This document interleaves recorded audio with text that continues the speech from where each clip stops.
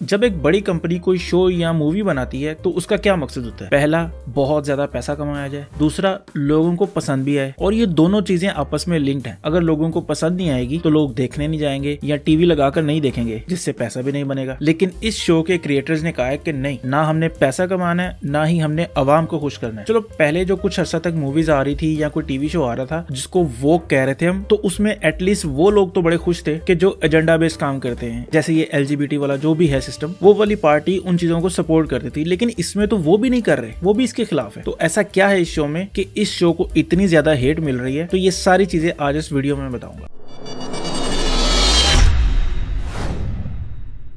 एक जो चीज जो पिछले 1-2 साल में हुई है वो ये कि अगर कोई चीज फैंस को पसंद नहीं आ रही या किसी देखने वाले को पसंद नहीं आ रही और वो उसको क्रिटिसाइज कर रहा है, तो उस मूवी या टीवी शो का डायरेक्टर आकर सीधा ये कह दे कि ये तो तुम लोगों के लिए बनाया ही नहीं था, तुम हमारी टारगेटेड ऑडियंस ही नहीं हो, या और भी किसी वे में उन लोगों को टारगेट करना जो उन लोगों को क्रिटिसाइज कर रहे हैं। ये पिछले 1-2 साल में काफी बुरी प्रैक्टिस शुरू हो चुकी है। कैप्टन मार्वल के टाइम पर ब्री लार्सन ने भी कुछ ऐसा ही कह दिया था। उसके बाद टाकाया वाइटिटी ने थॉर लव एंड थंडर के टाइम पर भी ऐसी ही कुछ बकवासियात की थी, और आप हाल देख लें उस मूवी का, कितनी कोई वाहियात मूवी उन्होंने वो बनाई है। इसी तरह अब ये जो वेल्मा शो आया है, इसके जो क्रिएटर्स हैं, जिसमें सबसे टॉप पर मिंडी केलिंग है, उन्होंने भी ऐसी ही बातें आगे करना शुरू कर दी, तो जिसकी वजह से और ज्यादा हेट मिल रही। एक तो शो तो घटिया था ही, ऊपर से ऐसी बकवासियात की वजह से और ज्यादा बेइज्जती का सामना करना पड़ता है इन लोगों को। अच्छा, अब शो पे आते हैं, तो जब आप स्कूबी डू का नाम सुनते हैं ना, तो आपके ज़हन में एक बच्चों का कार्टून आता है। तो मैंने इसका ट्रेलर वगैरह तो नहीं देखा था, थोड़ा बहुत ही जो है वो इंटरनेट पे घूमती हुई चीजें आ जाती हैं सामने, उसमें ही देखा था थोड़ा। तो मुझे नहीं पता था कि ये एडल्ट शो बनाया गया है, तो मैंने देखना स्टार्ट किया। जब देखा तो पहले ही मिनट में आपको ये सीन देखने को मिलता है। फिर लॉकर रूम में एक शावर सीन है, तो मैं ये सोच रहा हूँ कि यार ये बच्चों के लिए बनाया। फिर मैंने चेक किया तो उन्होंने लिखा था कि ये एडल्ट सीन है। तो ये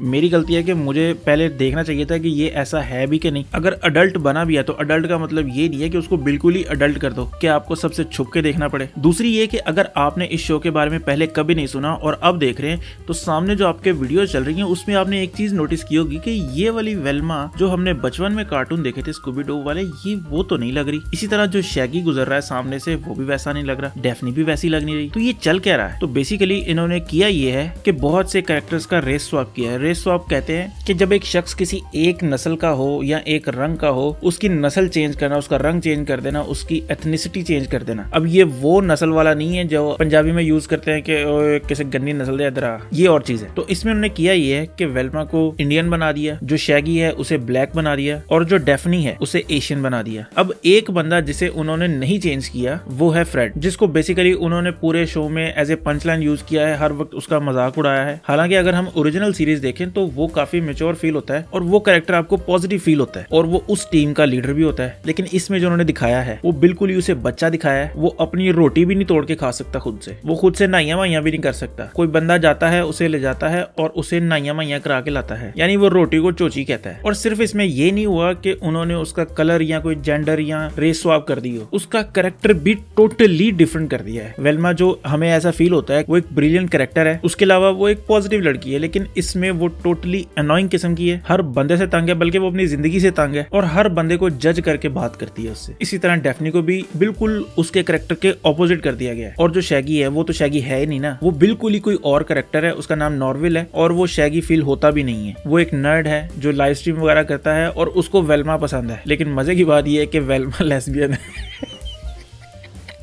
अजीब यार, वह समझ से बाहर है कि ये शो बनाने का मकसद क्या था। उन्होंने गालियां खाने का शौक था कि उन्होंने यार काफी अरसे से गालियां नहीं खाई, क्यों ना कुछ ऐसा बनाया जाए जिससे लोग गालियां निकालें। तो उन्होंने सोच समझ के फिर ये शो बनाया। इसके अलावा इस शो को कॉमेडी भी कहा गया उन्होंने कि ये कॉमेडी शो है, लेकिन आप 2 एपिसोड देखेंगे ना तो आप सोचेंगे कि यार इसमें कॉमेडी कब शुरू होगी, मैं कॉमेडी का इंतजार कर रहा हूँ, लेकिन कॉमेडी तो आ ही नहीं रही। इसको उन्होंने ना पूरी तरह कोशिश की है कि सेल्फ अवेयर शो बनाने की कोशिश करें। अब सेल्फ अवेयर क्या चीज होती है कि जब आप कोई गलत काम कर रहे हैं जो कि आपको पता है कि आप गलत कर रहे हैं, तो आप दिल में सोचते हैं कि चलो एटलीस्ट मैं कम बुरा हूं क्योंकि मुझे पता है कि मैं गलत काम कर रहा हूं। यानी कि इंसान सेल्फ अवेयर हो जाता है, उसको पता है कि वो गलत काम कर रहा है। इस तरह के बहुत से शोज हैं जो सेल्फ अवेयर होते हैं और अच्छी कॉमेडी करते हैं, जैसे साउथ पार्क है या बोजैक हॉर्समैन है या फैमिली गाय समझ लें। तो वो शोज काफी तरह सेल्फ अवेयर हैं, उनको पता है कि वो क्या कर रहे हैं। लेकिन इसमें उन्होंने वो चीज डालने की कोशिश की, लेकिन बहुत बुरी तरह फेल हुए। कोई भी जोक फनी नहीं था और मोस्टली जोक स्टीरियोटाइप या LGBT डिसेबिलिटी वगैरह वाले थे। इसके अलावा अगर मैं इस शो की स्टोरी की बात करूं तो स्टोरी भी कुछ खास नहीं है। वेल्मा और डेफनी बचपन में दोस्त थे। वेल्मा की माँ उन्हें छोड़कर चली गई या वो उसके साथ कुछ हो गया तो वेल्मा बचपन से उसे ढूंढने में लगी है, लेकिन जब भी वो कोई मिस्ट्री सॉल्व करने की कोशिश करती है तो उसको एंग्जाइटी होना शुरू हो जाती है। इसके अलावा वो जिस लॉकर रूम में होते हैं वहाँ पर उन्हें एक लाश मिलती है जिसमें एक लड़की का सर काट के अंदर से दिमाग निकाल लिया हो, या हो सकता है कि उन्होंने ये टीवी शो देख लिया हो, अपने सर काट के दिमाग निकाल के बाहर फेंक दिए। ये इतना घटिया शो है। इसके अलावा डेफनी की जो माएँ हैं, अब आप सोचेंगे कि यार माँ बाप होते हैं, ये माएँ क्या हैं? बेसिकली दो लेस्बियंस हैं जिन्होंने डेफनी को अडॉप्ट किया हुआ है और वो पुलिस वाली हैं। अब वो इतनी तेज दिमाग है कि वो वेल्मा से हेल्प मांग रही हैं कि तुम ही ये केस सॉल्व कर सकती हो और कोई नहीं कर सकता। और हमें अभी तक कुछ ऐसा दिखाया भी नहीं गया कि वेल्मा कोई बड़ी जीनियस है। यानी ना इसकी स्टोरी अच्छी है, ना इसमें कॉमेडी अच्छी है। जो एक चीज अच्छी है थोड़ी बहुत, वो है इसका एनिमेशन स्टाइल। बाकी ओवरऑल ये बहुत ही वाहियात और घटिया शो है। तो मैं तो ये किसी को रिकमेंड नहीं करूंगा कि ये शो जाके देखें और इस पर अपना टाइम जाया करें। इससे अच्छा एटलीस्ट आप टाइम निकाल के डोरेमोन ही देख लें, वो इससे 1000 गुना बेहतर होगा।